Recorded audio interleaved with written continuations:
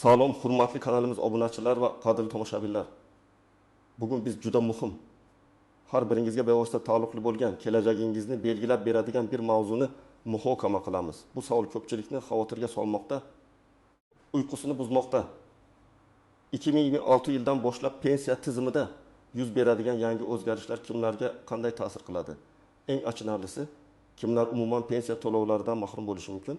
Bu savollarga javob topish uchun bugungi videomizni oxirigacha diqqat bilan tomosha qiling. Chunki bugungi ma'lumotlar hayotiy ahamiyatga ega. Hozirning o'zida kanalimizga obuna bo'lishni va ushbu videoga like bosishni unutmang. Zero bu sizga kelgusida ham dolzarb va hayotiy ma'lumotlarni o'tkazib yubormaslikka yordam beradi. Pensiya masalasi har doim jiddiy va nozik mavzu bo'lgan. Avvallari ko'pchilik odamlar pensiyaga chiqish uchun ma'lum bir yoshga yetish va zarur ish stajiga ega bo'lish kifoya deb bilishardi. Misol uchun ayollar 25 yoshga, erkaklar 60 yoshga to'lgach tegishli mehnat staji mavjud bo'lsa, hech qanday muammosiz pensiya olishga umid qilishardi. Bu tizim juda oddiy va tushunarli edi. Agar siz davlat korxonasida yoki rasmiy tarzda xususiy sektorda ishlagan bo'lsangiz, mehnat daftarchangizda barcha yozuvlar tartibda bo'lsa, sizni deyarli hech qanday kutilmagan muammolar kutmasdi. Pensiya miqdori ham asosan ishlagan yillaringizdagi o'rtacha oylik maoshlaringizga qarab hisoblanardi. Ish stajining minimal talablari ham nisbatan past edi. Masalan, to'liq pensiya uchun ko'p yillar davomida 2025 yil staj talab qilinishi mumkin edi. Bu tizim o'ziga xos tarzda ishchi va fuqarolar o'rtasida muayyan barqarorlik va ishonch tuyg'usini yaratgan edi. Ammo hozir vaziyat tubdan o'zgarmoqda. Jamiyatimizdagi demografik o'zgarishlar, ishchi kuchining tarkibi, iqtisodiy vaziyatning global tendensiyalar va albatta pensiya fondining barqarorligi bilan bog'liq masalalar yangi qoidalar joriy etilishiga sabab bo'lmoqda. Endilikda nafaqat yosh va ish staji, balki pensiya balini yig'ish tizimi joriy qilinmoqda. Bu esa pensiyaning miqdori va umuman uni olish imkoniyatiga sezilarli darajada ta'sir qiladi. Pensiya balini yig'ish bu oddiy qilib aytganda sizning ijtimoiy sug'urta badallariga qilgan hissalaringizning miqdori va davomiyligi bilan bog'liq. Ya'ni sizning oylik maoshingiz qancha rasmiy va qancha oq bo'lsa, sizning pensiya balingiz shuncha yuqori bo'ladi. Agar avvalgi tizimda asosan stajga urg'u berilgan bo'lsa, endilikda sizning rasmiy maoshlaringizdan pensiya jamg'armasiga to'langan badallar hal qiluvchi ahamiyat kasb etadi. Bu yangi qoidalar, xususan norasmiy sektorda ishlaganlar, past maosh olganlar yoki badallarni to'lashda uzilishlarga ega bo'lganlar uchun jiddiy sinov bo'lishi mumkin.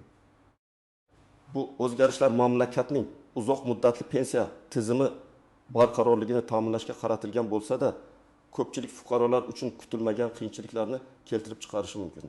Endi faqat ish stajiga umid qilish yetarli emas. Endi sizning har bir rasmiy ishlagan kuningiz va undan to'langan soliqlar hamda ijtimoiy sug'urta badallari qandaydir bir bolga aylanadi va pensiyaga chiqish vaqtida shu ballar yig'indisi ma'lum bir minimal chegaradan o'tish shart bo'ladi. Endi esa ushbu yangi pensiya tizimining barcha nozik jihatlarini batafsil ko'rib chiqaylik. Kimlar bu o'zgarishlardan xavotirlanishi kerak va kimlar nisbatan xotirjam bo'lishi mumkin? Birinchi muhim jihat shundaki, endi pensiya olish uchun minimal ish staji talabi oshirilishi mumkin. Hozirda bu borada aniq raqamlar belgilanmasa-da, tendensiya shunga qaratilgan. Masalan, ayollar uchun 20 yil va erkaklar uchun 25 yil staj talabi kelgusida yanada ko'tarilishi mumkin. Ammo faqat stajning o'zi endi yetarli bo'lmasligi mumkin. Eng asosiysi pensiya ballarini yig'ish tizimi. Bu ballar sizning rasmiy daromadingizdan o'tkazilgan ijtimoiy sug'urta badallari asosida sharhlanadi. Agar sizning rasmiy maoshingiz past bo'lgan bo'lsa yoki ba'zi davrlarda umuman rasmiy ishlamagan bo'lsangiz, pensiya balingiz yetarli bo'lmasligi ehtimoli mavjud. Quyidagi toifadagi fuqarolar ayniqsa xavotirda bo'lishi kerak. 1. Norasmiy sektorda ishlaganlar yoki konvertda maosh olganlar. Misol uchun Farhod aka 58 yoshda. U uzoq yillar qurilish sohasida norasmiy ravishda ishlagan. Uning mehnat daftarchasida faqat bir necha yillik rasmiy staj mavjud. Qolgan 25 yillik tajribasi esa hech qanday hujjatda aks etmagan, rasmiy maosh to'lanmagan va ijtimoiy sug'urta badallari ham o'tkazilmagan. Avvalgi tizimda Farhod aka hech bo'lmaganda minimal pensiya olishi mumkin edi. Chunki u ishlagani isbotlash uchun guvohlarni jalb qilishi yoki mahalliy hokimiyat organlari orqali tasdiqlatishi mumkin edi. Ammo yangi tizimda uning norasmiy ishlagan yillar uchun pensiya ballari yig'ilmaganligi sababli. Farhod aka pensiya olish huquqidan mahrum bo'lishi yoki juda past ijtimoiy nafaqa bilan cheklanishi mumkin. Chunki uning pensiya ball yig'indisi belgilangan minimal chegaraga yetmaydi. Bu esa Farhod aka kabi minglab odamlarning kelajagini xavf ostiga qo'yadi. 2. Past rasmiy maosh olganlar. Misol uchun Gulnora opaning yoshi 24 ta. U 30 yildan ortiq davlat tashkilotida ish stajiga ega. Mehnat daftarchasi joyida barcha yozuvlar rasmiy, biroq uning oylik maoshi doim minimal ish haqiga yaqin bo'lgan. Avvalgi tizimda Gulnora opa o'zining uzoq ish staji tufayli yaxshi pensiyaga umid qilishi mumkin edi. Endilikda esa uning pensiya balini hisoblashda aynan past rasmiy maoshlardan o'tkazilgan ijtimoiy sug'urta badallari miqdori muhim rol o'ynaydi.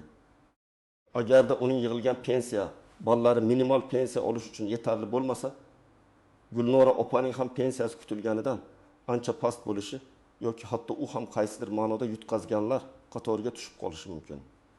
Uning uzoq yillik mehnati, afsuski, yangi tizimda kutilgan darajada baholanmay qolishi ehtimoli bor. O'tib, ish stajida katta uzilishlar bo'lganlar. Misol uchun, Dilshod aka 45 yoshida ishlashni to'xtatgan va keyingi 15 yil davomida tadbirkorlik bilan shug'ullanib, rasmiy ro'yxatdan o'tmagan. Uning 20 yillik rasmiy staji bor, ammo u 60 yoshga yetganda umumiy staji 35 yil bo'lsa-da, oxirgi 15 yil uchun pensiya ballari yig'ilmagan bo'ladi. Avvallari bu uzilish uning pensiya miqdoriga ta'sir qilishi mumkin edi, lekin pensiya olish huquqini inkor etmasdi. Endilikda esa agar uning dastlabki 20 yillik staji uchun yig'ilgan ballar belgilangan minimal talabga javob bermasa yoki keyingi yillardagi badallarsiz u kamida minimal ballar yig'indisiga erisha olmasa, Dilshod aka ham pensiya olishda jiddiy qiyinchiliklarga duch keladi. Kimlar esa nisbatan xotirjam bo'lishi mumkin. Davlat sektorida yoki yirik rasmiy korxonalarda doimiy va yuqori rasmiy maosh bilan ishlaganlar. Masalan, Olim aka 6 yoshda u butun umri davomida yirik davlat korxonasida muhandis bo'lib ishlagan. Oylik maoshi doim yuqori bo'lgan va undan barcha soliqlar hamda ijtimoiy sug'urta badallari muntazam ravishda to'lab kelingan. Uning mehnat daftarchasi namunali, barcha ma'lumotlar elektron bazada ham mavjud. Olim akaning yig'ilgan pensiya ballari deyarli aniqki minimal talablarni ortig'i bilan qondiradi, hatto yangi tizimda ham u munosib pensiyaga ega bo'lish kutilmoqda. 2 yoshdan qat'i nazar. So'nggi yillarda rasmiy va yuqori maosh olib ishlaganlar. Aytaylik, Komila opa 40 yoshda. U yoshligidan keyinroq 30 yoshdan boshlab xorijiy kompaniyada yuqori maosh bilan rasmiy ishlashni boshladi. Har oylik maoshidan barcha badallar to'liq va o'z vaqtida o'tkazilgan. Yangi tizimda Komila opaning pensiya balini hisoblashda uning yuqori maoshlardan o'tkazilgan badallar muhim rol o'ynaydi. Agar u pensiya yoshiga yetguncha shunday ishlashda davom etsa, hatto staji ba'zi bir eski avlod vakillariga nisbatan kamroq bo'lsa, u ko'proq ball yig'ib yaxshi pensiya olishi mumkin. Bu yangi tizimning asosiy g'oyasi. Har bir fuqaroning pensiya tizimiga kiritgan shaxsiy hissasini hisobga olish. Xulosa qilib aytganda, yangi qoidalar pensiya tizimiga faqatgina yosh va ish stajiga emas, balki shaxsiy moliyaviy hissalarga asoslangan yanada adolatli va barqaror yondashuvni joriy etishga qaratilgan. Bu esa barcha fuqarolardan o'z ish stajlarini rasmiylashtirishga, rasmiy maosh olishga va ijtimoiy sug'urta badallarini muntazam to'lab borishga jiddiyroq e'tibor berishlarini talab qiladi. Endi esa yangi pensiya qoidalarining ayrim istisnolari, tuzoqlari va unchalik aniq bo'lmagan jihatlarga to'xtalib o'taylik. Bu ma'lumotlar sizni kutilmagan vaziyatlardan himoya qilishga yordam beradi. 1. Istisnolar va imtiyozlar har bir qoida o'z istisnolariga ega. Pensiya tizimida ham ayrim toifadagi fuqarolar uchun imtiyozlar saqlanib qolishi yoki yangilari joriy etilishi mumkin. Masalan, ko'p bolali onalar, nogironligi bo'lgan shaxslar, urush qatnashchilari va ba'zi xavfli ishlab chiqarishlarda ishlagan fuqarolar uchun alohida shartlar qo'llanilishi ehtimoli bor. Masalan, 5 va undan ortiq farzandni tarbiyalagan ayollar uchun pensiya yoshining pasaytirilishi yoki ish stajiga nisbatan yengillashtirilgan talablar qo'llanilishi mumkin. Bu imtiyozlar odatda ijtimoiy adolat tamoyillariga asoslanib saqlanib qoladi.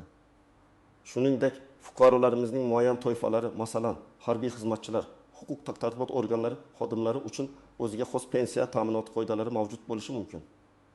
Ular umumiy fuqarolik pensiya tizimidan farq qiladi. Bu kabi istisnolar haqida ma'lumot olish uchun doimo pensiya jamg'armasining rasmiy manbalardan xabardor bo'lish juda muhimdir. 2. Tuzoqlar va tushunarsiz nuanslar. Eng katta tuzoqlardan biri bu.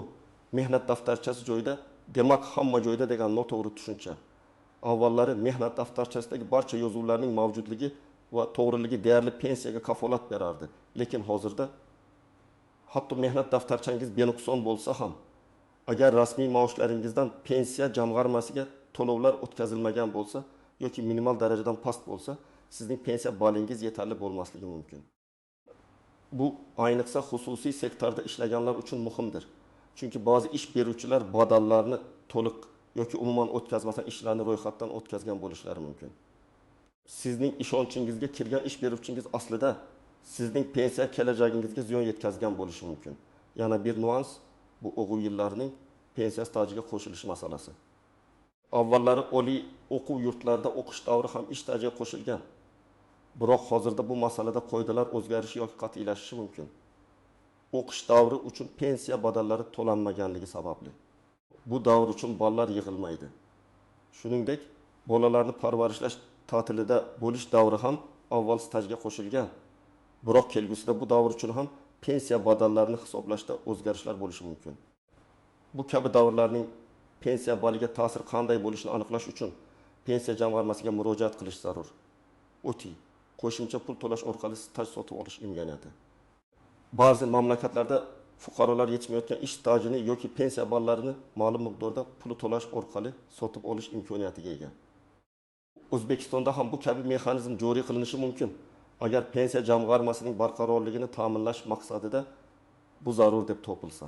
Bu imkoniyat ayniqsa pensiya yoshiga yaqinlashgan, ammo staji yoki pensiya ballari yetishmayotgan fuqarolar uchun oxirgi umid bo'lishi mumkin. Bu, masalan, umr bo'yi tadbirkorlik bilan shug'ullangan, ammo rasmiy ish stajiga ega bo'lmagan shaxslar uchun ayni muddao bo'lishi mumkin. Biroq bu sotib olish narxi qanday bo'ladi va qanday shartlar asosida amalga oshiriladi? Bu ham muhim savol. Bu boradagi rasmiy ma'lumotlarni doimiy ravishda kuzatib borish lozim. Bu kabi murakkabliklar va noaniqliklarni inobatga olgan holda har bir fuqaro o'zining pensiya kelajagi bo'yicha masalani o'z vaqtida o'rganishi va kerakli choralarni ko'rishi shart. Bugungi kunda qilinadigan har bir harakat kelajakda farovon qariyani ta'minlaydi. Xo'sh, hurmatli tomoshabinlar, bu murakkab tizimda siz qanday yo'l tutishingiz kerak? Qanday amaliy qadamlar sizga yordam berishi mumkin? Mana siz uchun aniq ko'rsatmalar. 1. O'z mehnat stajingizni tekshiring. Birinchi va eng muhim qadam bu sizning barcha mehnat daftarchangizni diqqat bilan ko'zdan kechirishingiz. Har bir ish joyingiz to'g'ri yozilganligiga, ishga kirish va ishdan bo'shash sanalari aniqligiga ishonch hosil qiling. Agar sizda bir nechta mehnat daftarchasi bo'lsa, ularning barchasini to'plang. Shuningdek, hozirda mavjud bo'lgan e-mehnat elektron platformasi orqali o'z ma'lumotlaringizni tekshiring. Bu platformada sizning elektron mehnat daftarchangiz va pensiya jamg'armasiga o'tkazilgan badallar haqidagi ma'lumotlar aks etadi. Agar elektron tizimdagi ma'lumotlar mehnat daftarchangizdagi yozuvlarga mos kelmasa, bu jiddiy muammo bo'lishi mumkin. Bunday holatda oldingi ish joylaringiz bilan bog'lanib, arxidan ma'lumotnoma olishingiz kerak bo'ladi. 2. Pensiya balingizni hisoblatishni so'rang. Hozirgi kunda sizning yig'ilgan pensiya ballaringiz haqida pensiya jamg'armasidan ma'lumot olish imkoniyati mavjud bo'lishi kerak. Mahalliy pensiya bo'limiga murojaat qiling va o'z hisobingizdagi ballar haqida batafsil ma'lumot so'rang. Bu ma'lumot sizga kelajakda qancha pensiya olishingiz mumkinligini taxmin qilish imkonini beradi. Agar sizda yig'ilgan ballar miqdori yetarli bo'lmasligi ehtimoli mavjud bo'lsa, keyingi qadamlar haqida maslahat oling. Bu sizga qancha vaqt ichida qancha ball to'plashingiz kerakligini tushunishga yordam beradi. Hujjatlaringizni tartibga soling. Pensiyaga chiqishda nafaqat mehnat daftarchasi, balki shaxsiy hujjatlar ham katta ahamiyatga ega. Tug'ilganlik haqidagi guvohnoma, pasport, nikoh yoki ajralish haqidagi guvohnoma, farzandlaringizning tug'ilganlik haqidagi guvohnomalari, ayniqsa ko'p bolali onalar uchun oliy ma'lumot to'g'risidagi diplom agar o'qish stajiga qo'shilgan bo'lsa, harbiy guvohnoma, bularning barchasi pensiyani rasmiylashtirishda talab qilinishi mumkin. Barcha hujjatlaringizning asl nusxalarini va nusxalarni tartibga solib, yo'qolganlarni tiklash choralarini ko'ring. Dard yetishmayotgan stajni tasdiqlash uchun choralar ko'ring. Agar sizda qandaydir sabablarga ko'ra mehnat daftarchasida yozuvlar bo'lmagan davrlar mavjud bo'lsa, ammo siz o'sha vaqtda rasmiy ishlagan bo'lsangiz, bu davrni tasdiqlovchi hujjatlarni, masalan, arxiv ma'lumotnomalari, ish haqi to'lovlari haqida ma'lumotnomalar, mehnat shartnomalari nusxalari to'plashga harakat qiling. Bu jarayon murakkab bo'lishi mumkin. Shuning uchun mahalliy pensiya bo'limi mutaxassislari bilan maslahatlashing. Ba'zi hollarda guvohlarning ko'rsatmalari ham hisobga olinishi mumkin. Lekin bu oxirgi chorak hisoblanadi, uning yangi tizimdagi ahamiyati pasayishi mumkin. 5. Huquqiy maslahat oling. Agar sizning ishingiz murakkab bo'lsa, masalan, ko'p yillar norasmiy ishlagan bo'lsangiz yoki eski ish joylaringiz hozirda mavjud bo'lmasa, malakali yurist yoki pensiya masalalari bo'yicha mutaxassisdan maslahat olishdan tortinmang. Ular sizga huquqiy yordam ko'rsatib, to'g'ri hujjatlarni to'plashda va muammolarni hal qilishda yo'l yo'riq ko'rsatishi mumkin. Ba'zida sud orqali ham stajni tiklash imkoniyatlari mavjud bo'ladi, lekin bu ham jiddiy huquqiy bilimlarni talab qiladi. 6. Rasmiy ishlashni afzal biling. Agar siz hali pensiya yoshiga yetmagan bo'lsangiz va norasmiy ishlayotgan bo'lsangiz, imkon qadar tezroq rasmiy ishga o'ting. Rasmiy maosh olish va undan barcha badallarni to'lash sizning kelajakdagi pensiyangiz uchun eng ishonchli kafolatdir. Har bir rasmiy ish stajining yili va undan to'langan har bir so'm badal sizning pensiya balingizni oshirib boradi. Bu sizning kelajakdagi barqarorligingizga to'g'ridan to'g'ri investitsiyadir. 7. Pul o'tkazmalarini muntazam nazorat qiling. Ish beruvchingiz sizning maoshingizdan ijtimoiy sug'urta badallarni va soliqlarni muntazam va to'liq o'tkazayotganiga ishonch hosil qiling. Ba'zi ish beruvchilar badallarni o'tkazmaslik yoki kamaytirib ko'rsatish orqali noqonuniy foyda olishga harakat qilishlari mumkin. Bu holatda sizning pensiya balingizga salbiy ta'sir ko'rsatiladi. Bu borada e-mehnat platformasi yoki pensiya jamg'armasi orqali muntazam ma'lumotlarni tekshirib borishingiz kerak. Agar qandaydir nomuvofiqliklarni aniqlasangiz, darhol tegishli organlarga murojaat qiling. Hurmatli do'stlar, pensiya 2026 yangi qoidalari jiddiy o'zgarishlarni olib kelish kutilmoqda. Kimlar pensiya olish huquqidan mahrum bo'lishi mumkinligi haqidagi savol asosan uzoq yillar norasmiy sektorda ishlagan, past rasmiy maosh olgan yoki ish stajida katta uzilishlarga ega bo'lgan fuqarolarga tegishli bo'ladi. Ammo to'g'ri ma'lumotlarga ega bo'lish va o'z vaqtida zarur choralarni ko'rish orqali siz o'zingizni kutilmagan qiyinchiliklardan himoya qilishingiz mumkin. Unutmang, kelajagingiz bugun siz qilgan harakatlarga bog'liq. Hozirgi davr sizga pensiya tizimidagi o'zgarishlarga tayyorlanish uchun berilgan imkoniyatdir. Shuning uchun men yuqorida aytib o'tgan amaliy maslahatlarga amal qiling. O'z huquqlaringizni biling va ularni himoya qilishda qo'rqmang. Ushbu video sizga foydali bo'ldi degan umiddaman. O'z fikr va savollaringizni izohlarda yozib qoldiring. Bu video sizning hayotingizda qandaydir bir ijobiy o'zgarishlarga turtki bo'lgan bo'lsa, unda unga like bosing va do'stlaringizga ulashing. Eng muhimi, kanalimizga obuna bo'lishni unutmang. Zero biz kelajakda ham shu kabi dolzarb va hayotiy mavzularni yoritishda davom etamiz. O'zingizni asrang va pensiya kelajagingizni bugundan boshlab rejalashtiring. Keyingi videolarda ko'rishguncha